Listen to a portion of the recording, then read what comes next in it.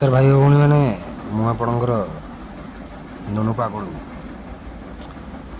ଆଜି ମୁଁ ରାତି 12ଟାରେ ଘରୁ ଯାଇଥିଲି ଦେଖିବାକୁ କ'ଣ ଆମ ରାମନୀଳା। ସେଠି ଯାଇକି ଦେଖିବାକୁ ମିଳୁଛି କ'ଣ, ରାମନୀଳାରେ ଲୋକ ନାହାନ୍ତି, ଖାଲି ଟୋକି ଟୋକା। ଟୋକି ଟୋକା, ସେଥିରେ ପୁଣି ଗୋଟେ ଟୋକିଟା 10ମ ପାସ୍ କରିକି ଏବେ ଯାଇଛି, ତାର ପୁଣି 10ଟା ଗଇତା।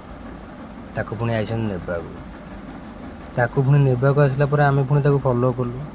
ଫଲୋ କଲା ପୁଣି ଦେଖିଲା ପୁଣି ବିଲ ମଝିରେ ପଶିକି ତାଙ୍କର ଚାଲିଛି।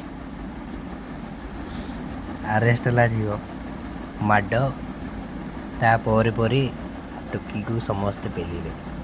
ସେ ଟୋକି ଏଡ଼େ ଗୋଡ଼ା ଗେଇ କହୁଛି ମୋତେ ଟିକେ ଗେଇଁଦିଅ ପଛେ, ମୋତେ ଛାଡ଼ିଦିଅ। କି ଘିଆଁ ଗେଇଁଲେ। ତାପରେ ମୁଁ ସେ ଟୋକିଟାକୁ ଏତେ ପାଖକୁ ଯାଇକି ଦେଖେ, ଆଜ୍ଞା ଆମ ଘର ସାଇଡ଼ର ଟୋକିଟା। ଘୋଡ଼ା ଗେଇ ବେଧ ମା ଆଜ୍ଞା 10ମ ପରେ ମାକେ ଦିଅ ଏଡ଼େ ଗଲ ହାଁ ମା ଆଜ୍ଞା ଛୁଆ ନେଇକି ମାକେ ଏବେ କି ବାହା ହେଇକି ରହୁନ। ଏଇଭଳିଆ ଘୋଡ଼ା ଗେଇ ଡଗିମାନଙ୍କୁ ଖାଲି ପେଟରେ ଦବ, ପେଟରେ ନବ।